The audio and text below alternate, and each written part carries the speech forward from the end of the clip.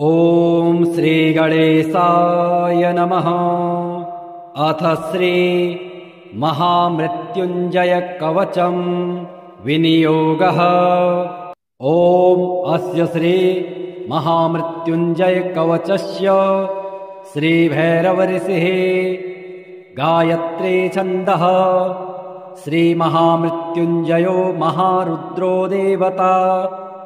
ॐ बीजम् जुं शक्तिः सह कीलकम् होमिति तत्त्वम् चतुर्वर्ग साधने मृत्युञ्जय कवच पाठे विनियोगः।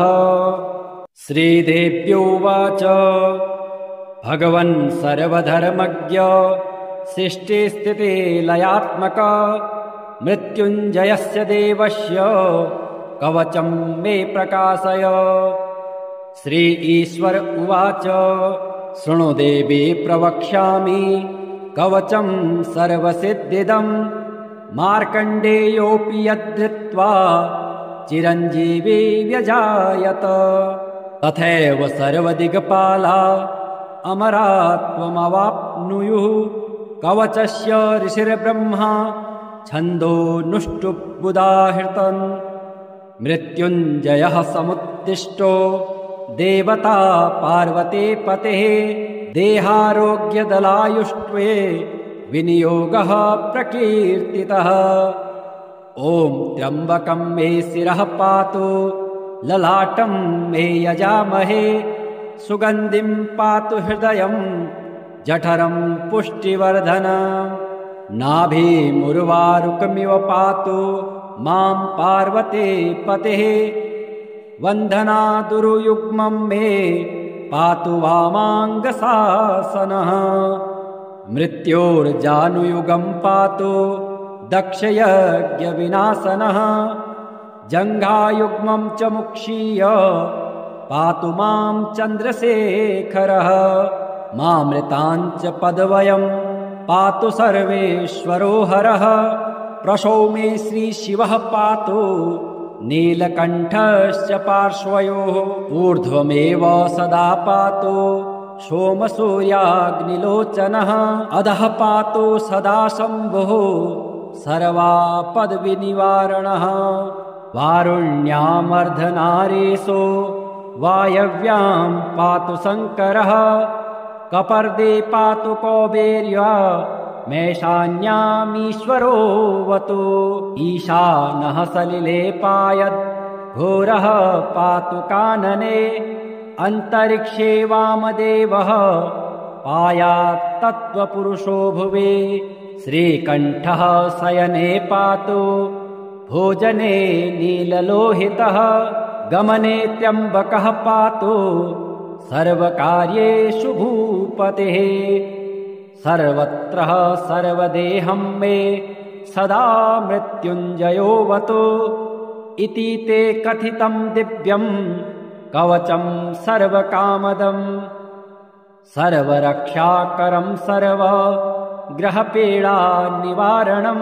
दुःस्वप्ननाशनं पुण्यमायुरारोग्यदायकम् त्रिसन्ध्यं यः पठेदेतन् मृत्युस्तस्य न विद्यते लिखितं भूर्जपत्रे तु य इदं मे व्यधारयेत् तं दृष्ट्वैव पालयन्ते भूतप्रेतपिशाचकः डाकिन्यश्चैव योगिन्यः सिद्धगन्धर्वराक्षसः बालग्रहादिदोषा हि नश्यन्ते तस्य दर्शनात् उपग्रहाश्चैव मारी भयं चोराभिचारिणः इदं कवचमायुष्यं कथितं तव सुन्दरे न दातव्यं प्रयत्नेन न प्रकाशयं कदाचन। हेमबाहुरुवाच आदिकन्द नमस्तुभ्यं नमस्ते व्यक्तयोनये कामचारणसिंहाय सर्वेप्सितप्रदाय च भक्तप्रिय नमस्तुभ्यं विष्णुचक्रप्रदाय च त्रिपुरघ्न नमस्तेस्तु नानासुरवरप्रद नागार्जुनसहायस्त्वं काशीराजवरप्रद विद्यागोप्तालोकसाक्ष्ये अन्धकदीपकेसरे नमो मोक्षप्रदात्रे च भगीरथवरप्रद नीलकण्ठ नमस्तुभ्यं मुमाप्रियकृते नमः।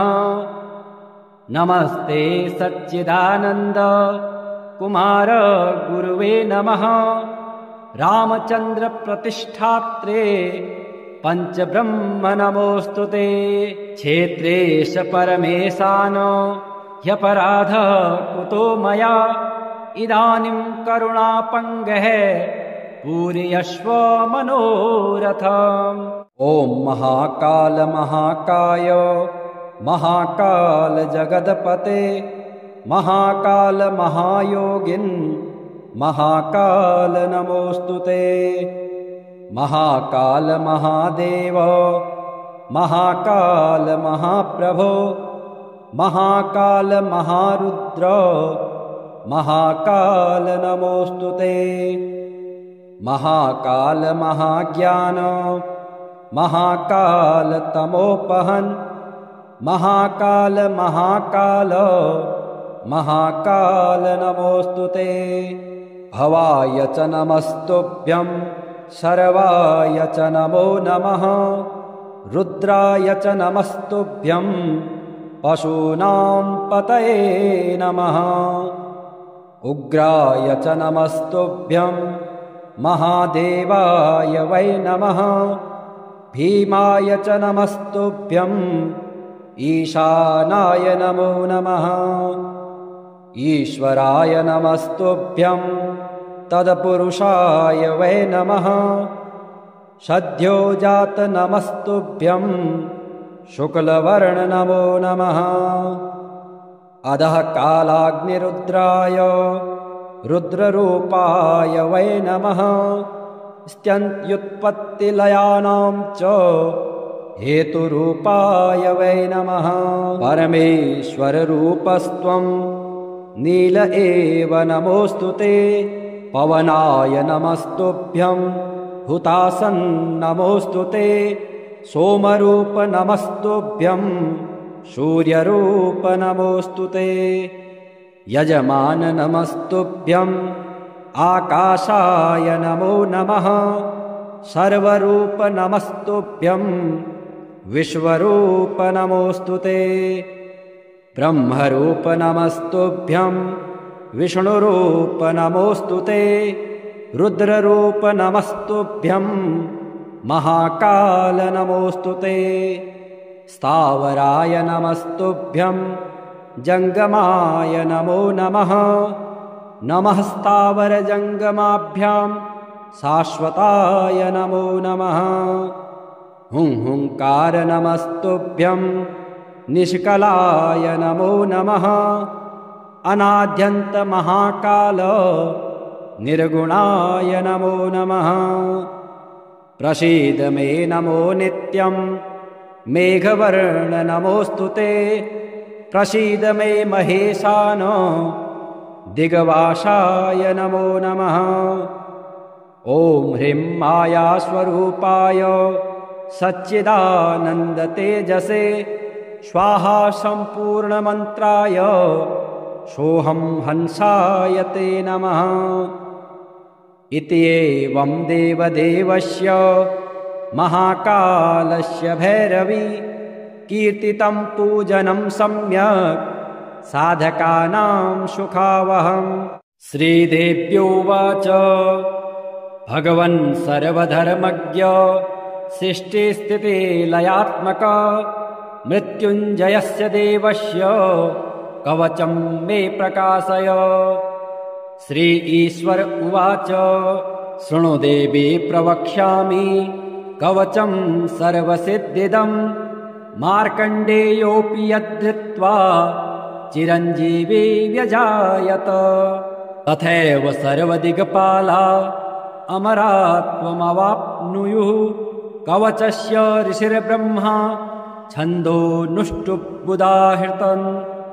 मृत्युञ्जयः समुद्दिष्टो देवता पार्वते पतेः देहारोग्यदलायुष्ट्वे विनियोगः प्रकीर्तितः। ॐ त्र्यम्बकं मे शिरः पातु ललाटं मे यजामहे सुगन्धिं पातु हृदयं जठरं पुष्टिवर्धन नाभिमुर्वारुकमिव पातु मां पार्वते पतेः वन्दनादुरुयुग्मं मे पातु वामाङ्गशासनः मृत्योर्जानुयुगं पातु दक्षयज्ञविनाशनः जङ्घायुग्मं च मुक्षीय पातु मां चन्द्रशेखरः मामृताञ्च पदवयं पातु सर्वेश्वरो हरः प्रसौ मे श्रीशिवः पातु नीलकण्ठश्च पार्श्वयोः ऊर्ध्वमेव सदा पातु सोमसूर्याग्निलोचनः अधः पातु सदा शम्भुः सर्वापद्विनिवारणः वारुण्यामर्धनारीशो वायव्यां पातु शङ्करः कपर्दे पातु कौबेर्या मेषान्यामीश्वरोऽवतु ईशानः सलिले पायद् घोरः पातु कानने अन्तरिक्षे वामदेवः पायात् तत्त्वपुरुषो भुवे श्रीकण्ठः शयने पातु भोजने नीललोहितः गमने त्र्यम्बकः पातु सर्वकार्येषु भूपतिः सर्वत्र सर्वदेहं मे सदा मृत्युञ्जयोऽवतु इति ते कथितं दिव्यं कवचं सर्वकामदं सर्वरक्षाकरं सर्वग्रहपीडानिवारणं दुःस्वप्ननाशनं पुण्यमायुरारोग्यदायकम् त्रिसन्ध्यं यः पठेदेतन् मृत्युस्तस्य न विद्यते लिखितं भूर्जपत्रे तु य इदं मे व्यधारयेत् तं दृष्ट्वैव पालयन्ते भूतप्रेतपिशाचकः डाकिन्यश्चैव योगिन्यः सिद्धगन्धर्वराक्षसः बालग्रहादिदोषा हि नश्यन्ते तस्य दर्शनात् उपग्रहाश्चैव मारी भयं चौराभिचारिणः इदं कवचमायुष्यं कथितं तव सुन्दरे न दातव्यं प्रयत्नेन न प्रकाशयं कदाचन हेमबाहुरुवाच आदिकन्द नमस्तुभ्यं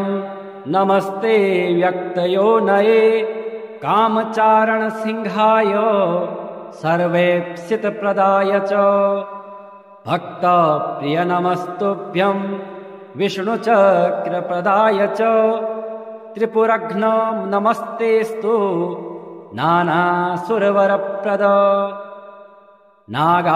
नागार्जुनसहायस्त्वं काशीराजवरप्रद विद्यागोप्तालोकसाक्षी अन्धकदीपकेसरे नमो मोक्षप्रदात्रे च भगीरथवरप्रद नीलकण्ठ नमस्तुभ्य मुमाप्रियकृते नमः नमस्ते सच्चिदानन्द कुमार गुरुवे नमः रामचन्द्र प्रतिष्ठात्रे पञ्चब्रह्म नमोऽस्तु ते क्षेत्रेश परमेशान ह्यपराधः कुतो मया इदानीं करुणापङ्गः पूरयस्व मनोरथम् ॐ महाकाल महाकाय महाकाल जगदपते महाकाल महायोगिन्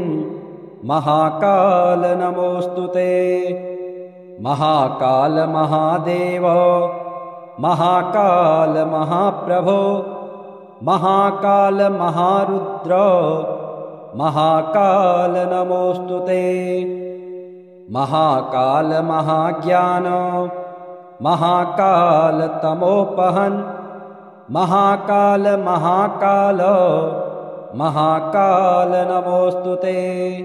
भवाय च नमस्तुभ्यं शर्वाय च नमो नमः। रुद्राय च नमस्तुभ्यं पशूनां पतये नमः। उग्राय च नमस्तुभ्यं महादेवाय वै नमः। भीमाय च नमस्तुभ्यं ईशानाय नमो नमः। ईश्वराय नमस्तुभ्यं तत्पुरुषाय वै नमः। सद्योजात नमस्तुभ्यं शुक्लवर्ण नमो नमः। अधः कालाग्निरुद्राय रुद्ररूपाय वै नमः। स्त्यन्त्युत्पत्तिलयानां च हेतुरूपाय वै नमः।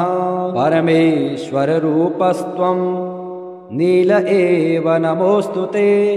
पवनाय नमस्तुभ्यं हुतासन् नमोऽस्तु ते।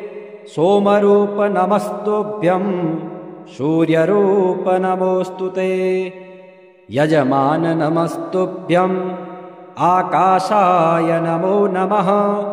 सर्वरूप नमस्तुभ्यं विश्वरूप नमोऽस्तु ते। ब्रह्मरूप नमस्तुभ्यं विष्णुरूप नमोऽस्तु ते। रुद्ररूप नमस्तुभ्यं महाकाल नमोऽस्तु ते। स्थावराय नमस्तुभ्यं जङ्गमाय नमो नमः। नमः स्थावरजङ्गमाभ्यां शाश्वताय नमो नमः। हुंकार नमस्तुभ्यं निष्कलाय नमो नमः। अनाद्यन्त महाकाल निर्गुणाय नमो नमः। प्रसीद मे नमो नित्यं मेघवर्ण नमोऽस्तु ते। प्रसीद मे महेशान दिग्वासाय नमो नमः। ॐ ह्रीं मायास्वरूपाय सच्चिदानन्दतेजसे स्वाहा सम्पूर्णमन्त्राय सोऽहं हंसाय ते नमः।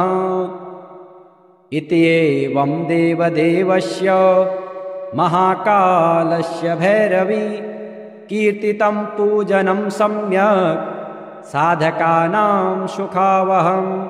श्रीदेव्योवाच भगवन् सर्वधर्मज्ञ सृष्टिस्थितिलयात्मक मृत्युञ्जयस्य देवस्य कवचं मे प्रकाशय।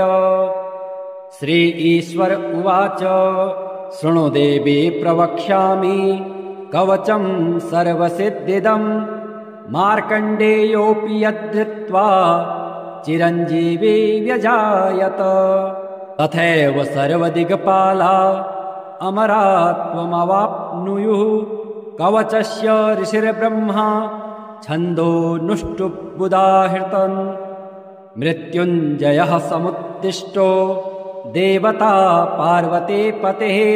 देहारोग्यदलायुष्ट्वे विनियोगः प्रकीर्तितः। ॐ त्र्यम्बकं मे शिरः पातु ललाटं मे यजामहे। सुगन्धिं पातु हृदयं जठरं पुष्टिवर्धनम्। नाभिमुर्वारुकमिव पातु मां पार्वती पतेः। वन्दनादुरुयुग्मं मे पातु वामाङ्गशासनः। मृत्योर्जानुयुगं पातु दक्षयज्ञविनाशनः। जङ्घायुग्मं च मुक्षीय पातु मां चन्द्रशेखरः। मामृताञ्च पदवयं पातु सर्वेश्वरो हरः। प्रसौ मे श्रीशिवः पातु नीलकण्ठश्च पार्श्वयोः। ऊर्ध्वमेव सदा पातु सोमसूर्याग्निलोचनः। अधः पातु सदा शम्भुः सर्वापद्विनिवारणः। वारुण्यामर्धनारीशो वायव्यां पातु शङ्करः। कपर्दे पातु कौबेर्या मेषान्यामीश्वरोऽवतु। ईशानः सलिले पायत् घोरः पातु कानने अन्तरिक्षे वामदेवः पायात् तत्त्वपुरुषो भुवि श्रीकण्ठः शयने पातु भोजने नीललोहितः गमने त्र्यम्बकः पातु सर्वकार्येषु भूपतिः सर्वत्र सर्वदेहं मे सदा मृत्युञ्जयोऽवतु इति ते कथितं दिव्यं कवचं सर्वकामदम् सर्वरक्षाकरं सर्वग्रहपीडानिवारणं दुःस्वप्ननाशनं पुण्यमायुरारोग्यदायकम् त्रिसन्ध्यं यः पठेदेतन् मृत्युस्तस्य न विद्यते लिखितं भूर्जपत्रे तु य इदं मे व्यधारयेत् तं दृष्ट्वैव पालयन्ति भूतप्रेतपिशाचकः डाकिन्यश्चैव योगिन्यः सिद्धगन्धर्वराक्षसः बालग्रहादिदोषा हि नश्यन्ते तस्य दर्शनात् उपग्रहाश्चैव मारी भयं चौराभिचारिणः इदं कवचमायुष्यं कथितं तव सुन्दरे न दातव्यं प्रयत्नेन न प्रकाशयं कदाचन हेमबाहुरुवाच आदिकन्द नमस्तुभ्यं नमस्ते व्यक्तयोनये कामचारणसिंहाय सर्वेप्सितप्रदाय च भक्तप्रिय नमस्तुभ्यं विष्णुचक्रप्रदाय च त्रिपुरघ्न नमस्तेस्तु नानासुरवरप्रद नागार्जुनसहायस्त्वं काशीराजवरप्रद विद्यागोप्तालोकसाक्ष्ये अन्धकदीपकेसरे नमो मोक्षप्रदात्रे च भगीरथवरप्रद नीलकण्ठ नमस्तुभ्यं मुमाप्रियकृते नमः नमस्ते सच्चिदानन्द कुमार गुरुवे नमः रामचन्द्र प्रतिष्ठात्रे पञ्चब्रह्म नमोऽस्तुते क्षेत्रेश परमेशान ह्यपराध कुतो मया इदानीं करुणापङ्गः पूरयस्व मनोरथम् ॐ महाकाल महाकाय महाकाल जगदपते महाकाल महायोगिन्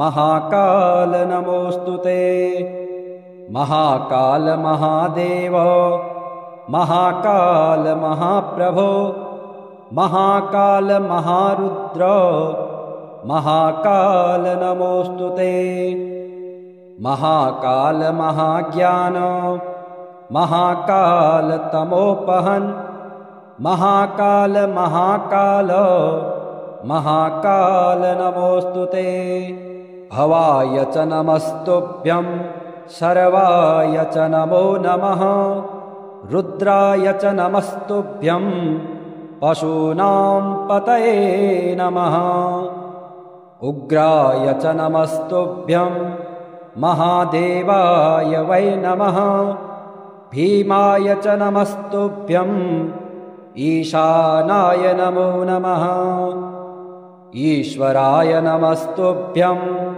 तत्पुरुषाय वै नमः सद्योजात नमस्तुभ्यं शुक्लवर्ण नमो नमः अधः कालाग्निरुद्राय रुद्ररूपाय वै नमः स्त्यन्त्युत्पत्तिलयानां च हेतुरूपाय वै नमः परमेश्वररूपस्त्वं नील एव नमोऽस्तुते पवनाय नमस्तुभ्यं हुतासन् नमोऽस्तुते सोमरूप नमस्तुभ्यं सूर्यरूप नमोऽस्तुते यजमान नमस्तुभ्यं आकाशाय नमो नमः सर्वरूप नमस्तुभ्यं विश्वरूप नमोऽस्तुते ब्रह्मरूप नमस्तुभ्यं विष्णुरूप नमोऽस्तु ते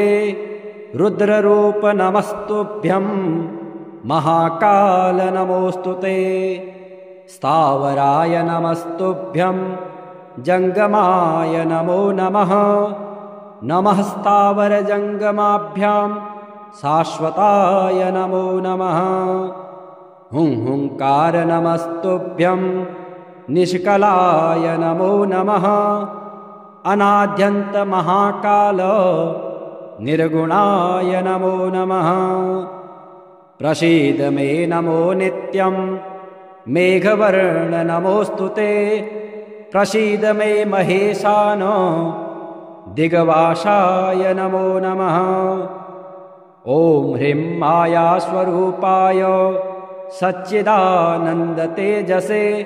स्वाहा सम्पूर्णमन्त्राय सोऽहं हंसाय ते नमः इति एवं देवदेवस्य महाकालस्य भैरवी कीर्तितं पूजनं सम्यक् साधकानां सुखावहम् श्रीदेव्योवाच भगवन् सर्वधर्मज्ञ सृष्टिस्थितिलयात्मक मृत्युञ्जयस्य देवस्य कवचं मे प्रकाशय श्री ईश्वर उवाच शृणु देवी प्रवक्ष्यामि कवचं सर्वसिद्धिदं मार्कण्डेयोऽपि यद्धृत्वा चिरञ्जीवी व्यजायत तथैव सर्वदिग्पाला अमरात्वमवाप्नुयुः कवचस्य ऋषिर्ब्रह्मा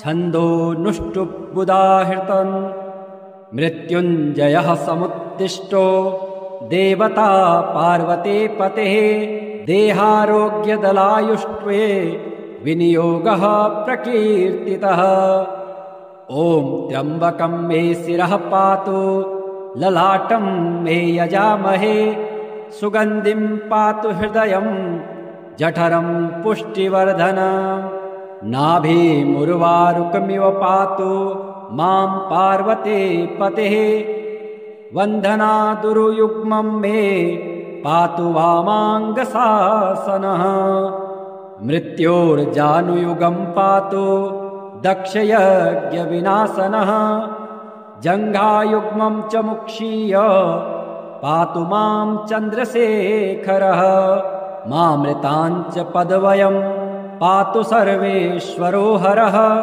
प्रसौ मे श्रीशिवः पातु नीलकण्ठश्च पार्श्वयोः ऊर्ध्वमेव सदा पातु सोमसूर्याग्निलोचनः अधः पातु सदा शम्भुः सर्वापद्विनिवारणः वारुण्यामर्धनारीशो वायव्यां पातु शङ्करः कपर्दे पातु कौबेर्या मेषान्यामीश्वरोऽवतु ईशानः सलिले पायद् घोरः पातु कानने अन्तरिक्षे वामदेवः पायात् तत्त्वपुरुषो भुवि श्रीकण्ठः शयने पातु भोजने नीललोहितः गमने त्र्यम्बकः पातु सर्वकार्येषु भूपतिः सर्वत्र सर्वदेहं मे सदा मृत्युञ्जयोऽवतु इति ते कथितं दिव्यं कवचं सर्वकामदम् सर्वरक्षाकरं सर्वग्रहपीडानिवारणं दुःस्वप्ननाशनं पुण्य मायुरारोग्यदायकम् त्रिसन्ध्यं यः पठेदेतन् मृत्युस्तस्य न विद्यते लिखितं भूर्जपत्रे तु य इदं मे व्यधारयेत् तं दृष्ट्वैव पालयन्ते भूतप्रेतपिशाचकः डाकिन्यश्चैव योगिन्यः सिद्धगन्धर्वराक्षसः बालग्रहादिदोषा हि नश्यन्ते तस्य दर्शनात् उपग्रहाश्चैव मारी भयं चौराभिचारिणः इदं कवचमायुष्यं कथितं तव सुन्दरे न दातव्यं प्रयत्नेन न प्रकाशयं कदाचन। हेमबाहुरुवाच आदिकन्द नमस्तुभ्यं नमस्ते व्यक्तयोनये कामचारणसिंहाय सर्वेप्सितप्रदाय च। भक्तप्रिय नमस्तुभ्यं विष्णुचक्रप्रदाय च। त्रिपुरघ्न नमस्तेस्तु नानासुरवरप्रद। नागार्जुनसहायस्त्वं काशीराजवरप्रद। विद्यागोप्ता लोकसाक्ष्ये अन्धकदीपकेसरे। नमो मोक्षप्रदात्रे च भगीरथवरप्रद। नीलकण्ठ नमस्तुभ्यं मुमाप्रियकृते नमः। नमस्ते सच्चिदानन्द कुमार गुरुवे नमः। रामचन्द्र प्रतिष्ठात्रे पञ्चब्रह्म नमोऽस्तुते। क्षेत्रेश परमेशान ह्यपराध कुतो मया। इदानीं करुणापङ्गः पूरयस्व मनोरथम्। ॐ महाकाल महाकाय महाकाल जगदपते महाकाल महायोगिन् महाकाल नमोऽस्तुते। महाकाल महादेव महाकाल महाप्रभो महाकाल महारुद्र महाकाल नमोऽस्तुते। महाकाल महाज्ञान महाकाल तमोपहन् महाकाल महाकाल महाकाल नमोऽस्तुते। भवाय च नमस्तुभ्यं सर्वाय च नमो नमः। रुद्राय च नमस्तुभ्यं पशूनां पतये नमः। उग्राय च नमस्तुभ्यं महादेवाय वै नमः। भीमाय च नमस्तुभ्यं ईशानाय नमो नमः। ईश्वराय नमस्तुभ्यं तत्पुरुषाय वै नमः। सद्योजात नमस्तुभ्यं शुक्लवर्ण नमो नमः। अधः कालाग्निरुद्राय रुद्ररूपाय वै नमः। स्त्यन्त्युत्पत्तिलयानां च हेतुरूपाय वै नमः। परमेश्वररूपस्त्वं नील एव नमोऽस्तुते। पवनाय नमस्तुभ्यं हुतासन् नमोऽस्तुते। सोमरूप नमस्तुभ्यं सूर्यरूप नमोऽस्तुते। यजमान नमस्तुभ्यं आकाशाय नमो नमः। सर्वरूप नमस्तुभ्यं विश्वरूप नमोऽस्तुते। ब्रह्मरूप नमस्तुभ्यं विष्णुरूप नमोऽस्तुते। रुद्ररूप नमस्तुभ्यं महाकाल नमोऽस्तुते। स्थावराय नमस्तुभ्यं जङ्गमाय नमो नमः। नमः स्थावरजङ्गमाभ्यां शाश्वताय नमो नमः। हुंकार नमस्तुभ्यं निष्कलाय नमो नमः। अनाद्यन्त महाकाल निर्गुणाय नमो नमः। प्रसीद मे नमो नित्यं मेघवर्ण नमोऽस्तुते। प्रसीद मे महेशान दिग्वासाय नमो नमः। ॐ ह्रीं मायास्वरूपाय सच्चिदानन्दतेजसे स्वाहा सम्पूर्णमन्त्राय सोऽहं हंसाय ते नमः। इति एवं देवदेवस्य महाकालस्य भैरवी कीर्तितं पूजनं सम्यक् साधकानां सुखावहम्।